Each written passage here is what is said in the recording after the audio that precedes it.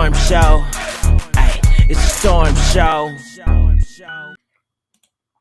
Because he actually took to his own Instagram page, YouTube channel, hell, I don't know, to address Wendy, address what's been going on, really more address us, not address Wendy, but address us as the fans and the people that's been judging him. And I took some cliff notes of it. Look, the video was an hour long. You can go search it if you want to watch it, but I just didn't want to bore you guys. He did the typical, I'm going to take forever to get to the point. I'm going to not fully take accountability. So I'm going to just summarize it here, okay? Does Kevin still love Wendy? Absolutely.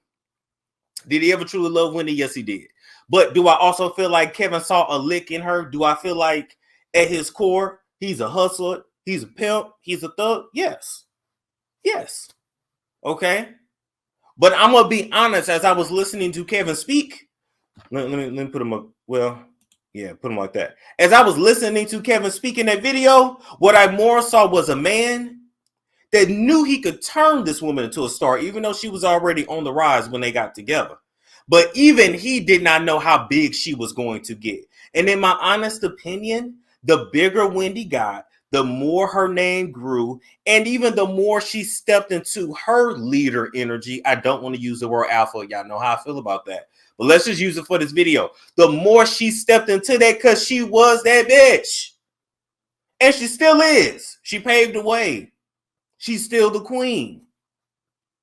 The more she grew, the more she blossomed, the smaller he felt. And this is a man that needs to feel like a leader himself. He's a thug. He's a dominant male. This is not a man that likes to be in the background. He can play the background, but he really don't like this shit. Yeah, Adelina said that video he did was long and narcissistic. Oh, heavily. Oh, he definitely gives me narcissist vibes. Okay, most famous people have it. Period. It's kind of how they get famous, to be honest. You have to convince people that you're the ish. But anyway, right? This is a man that, in my opinion, was never mentally or emotionally equipped to be married to a woman that was on his same level or bigger. He didn't like being Mr. Wendy Williams. Let's call that thing a thing. The money was good. The lifestyle was great. Because one thing about Wendy, she was going to take her ass to work. So he didn't have to worry about that. But he had to feel like the alpha dog. He had to feel like the big man, which is where Sharina came in. Y'all see her right there in that picture. Now, according to Charlamagne, she was a model back in the day. I'm still trying to figure out what did she model. Ain't nobody told me. When y'all figure out what she modeled, I think Charlamagne said she was in them booty magazines back in the day that was big in the hood. You know, the King, the Craves. It was a few of them. I remember, you know, seeing Buffy the Body for the first time, and I was like, damn, I had never seen no shit like that. Whatever happened to Buffy the Body? I'm just saying, is Buffy still bodying? Anyway.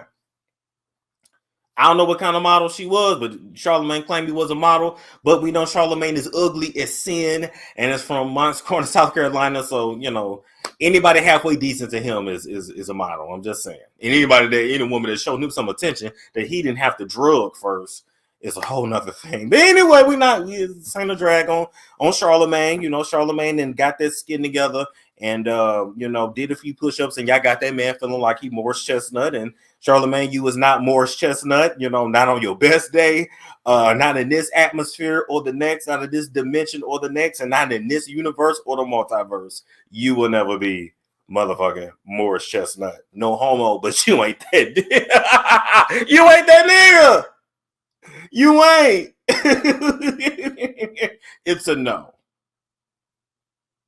The highest, the sexiest you ever gonna be is a sexy ass raccoon. Or a buff Ninja Turtle. That's it. Okay? So, that's where Sharina came in. And yes, Charlamagne introduced him. Yes, we know the story, right? But where Sharina came in is that, you know, Sharina made him feel like a man. Made him feel like the man. He could provide stuff for her that would impress Sharina, and that shit didn't impress Wendy. Because deep down, he knows Wendy can get this with or without me. Here's the thing about people feeling like they made you. And I'm not saying he said this, but let's just keep it real. Because when people open doors for you, when people put you on, when people help you, when they support you, sometimes they really be feeling like they made you. But guess what, motherfucker? If you made me, make another, right?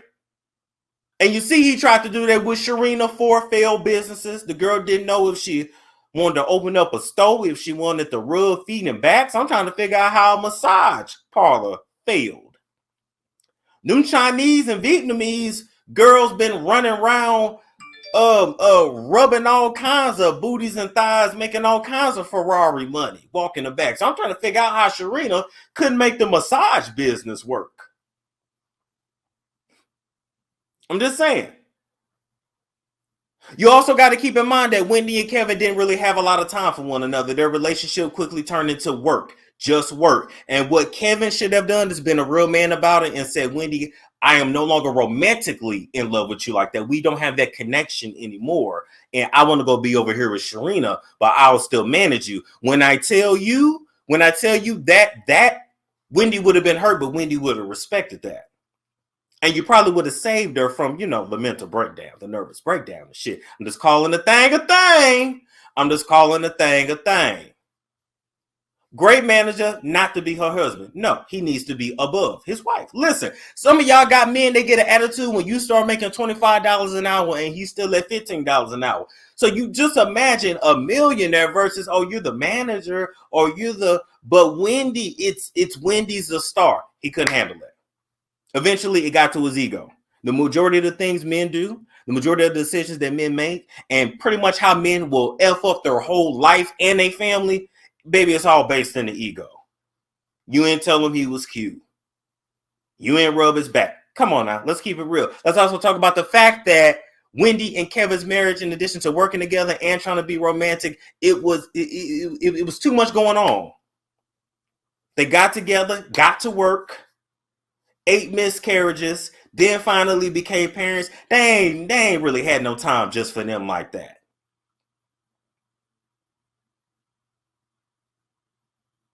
I'm just calling a thing a thing. So successful ladies out there, be careful. You work with your husband, be careful.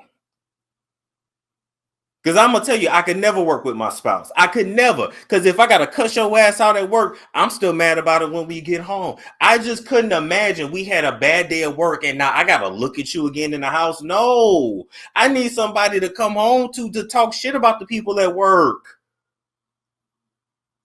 8 miscarriages. Yes, that's very sad. And she worked all the way through. So when you see a woman like this that's breaking down and out of her mind, it's because she never gave her body or her mind a fucking break. Because she was chasing the bag, chasing the fame. Didn't want nobody to take her spot. But when God want to sit your ass down, he sat her ass down. All that therapy Wendy should have had years ago, she paying for it now. All them vacations your ass should have took Wendy to give you a mental break. Yeah.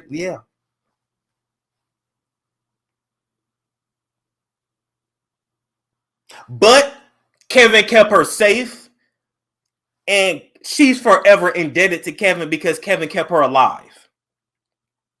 You got to understand, Wendy's a trailblazer in this expose type shit. In the urban community, she was the first one to put out there that Diddy and some dude was in a hot tub giving each other head. I don't know if it was Mace. I don't know who he was out there with back in the 90s, before I was born. I'm just saying. She put it out, all them Diddy gave room. She put that out there. She said the things that other people couldn't say. And without having Kevin by her side, she would have been killed a long time ago. Because she can't fight. She big for no reason. She can't fight. She just low-key ain't really never got her head knocked off like that because she is so big. Come on now, all the tall people in the chat. All the tall people in the chat. Tall men, tall women. Keep it real. Ain't nobody really challenging you like that because you are big. Come on. But when Total was outside that radio station, they was gonna drag her. When Whitney and Robin was gonna pull up on her, they was gonna drag her. Indian Eater, Muff Diving.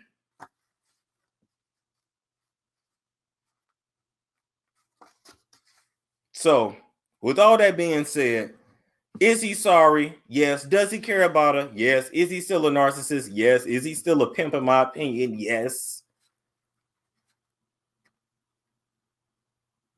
But what's sad is this, ladies, at the end of the day, I never said this before, but I'm going to just publicly say this. Maybe women should keep their options open just like men. Let's talk about it. Maybe you women should always keep your options open too. Just like men always have a couple maybe I always need to have a couple in rotation. Because see, he moved on, and whether him and Sharina stay together or not, I don't know what's happening with this situation. I really don't give a damn. He gonna move on and he'll get married again. But most likely, Wendy gonna be by herself for the rest of her life. Most likely, she ain't gonna do the true work that she needs to do to get over this nigga. Because Kevin is all she knows. I'm just saying. For y'all that's a product of divorced parents, your daddy go get remarried, your mom typically don't.